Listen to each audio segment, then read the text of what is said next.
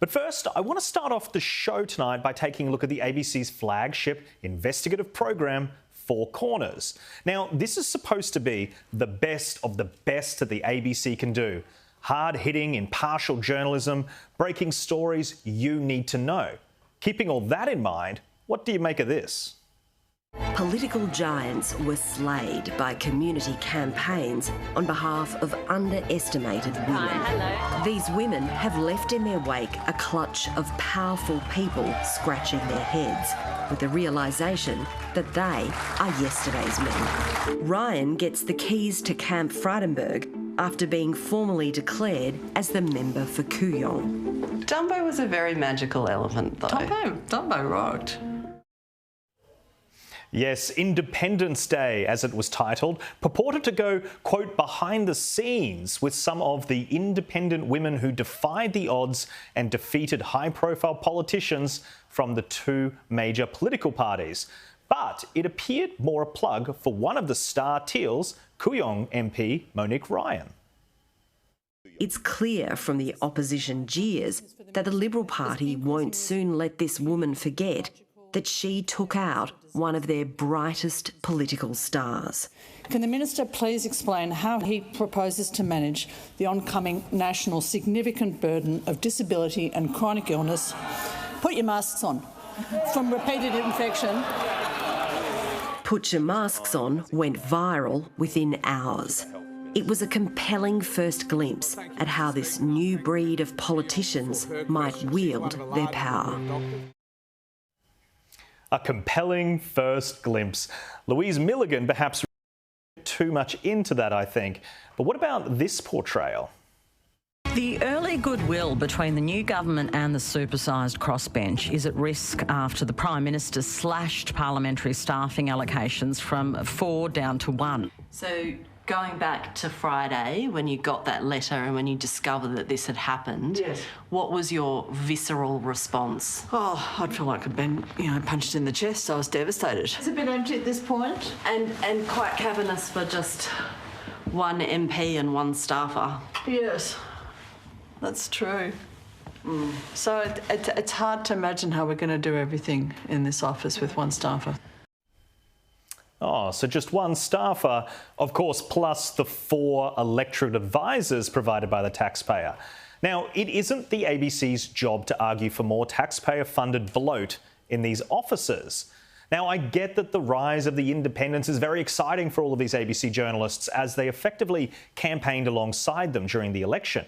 But that doesn't mean you should abandon all journalistic integrity and spend taxpayer dollars producing a gushing profile piece in what is supposed to be an investigative program.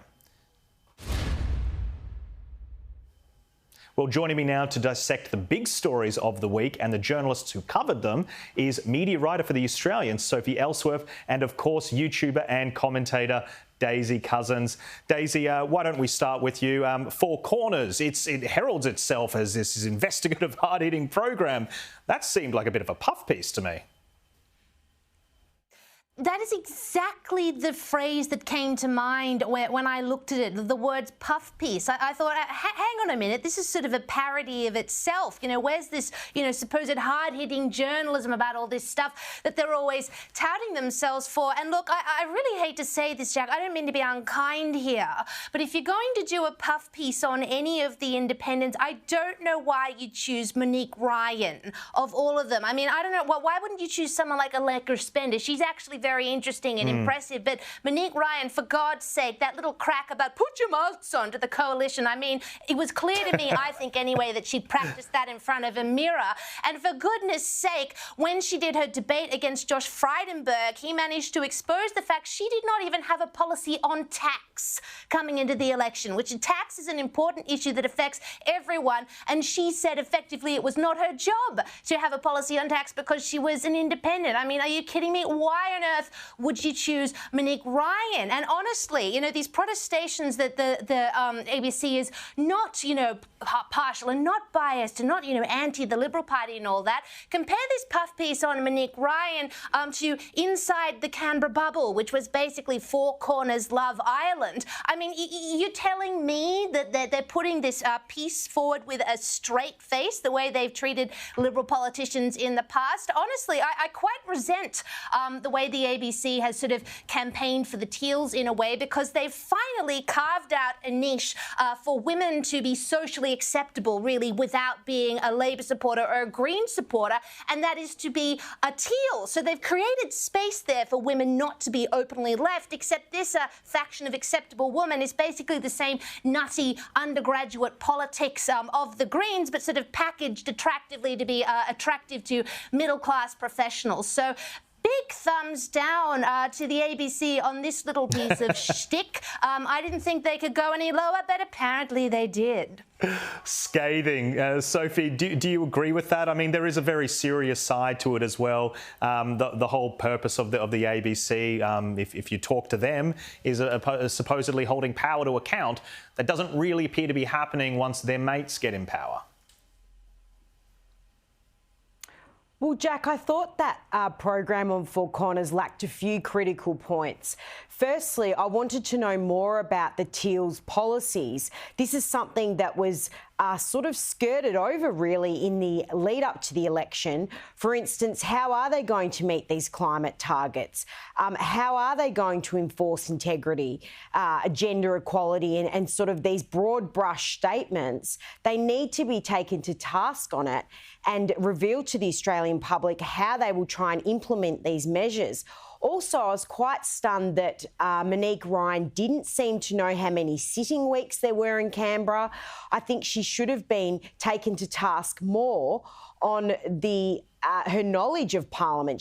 To not know how many sitting weeks, I mean, that's pretty critical. It's going to be a very big part of her life. She didn't seem to know that. And also, the donations. Why wasn't there more about the funding behind the teal candidates?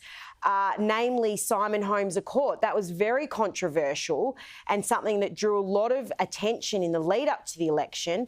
Well, that wasn't delved into in this piece at all. So I think that piece was disappointing. I think it was too fluffy generally, and it should have dug deeper into hard-hitting questions, because that's what Four Corners is known for asking tough questions and being an investigative program, Jack. It's such a good point, Sophie. I mean, in my opinion, you make the program stronger by bringing in a bit of that balance. If it's too one-sided, it looks quite jarring, and I do think they missed the mark in this situation.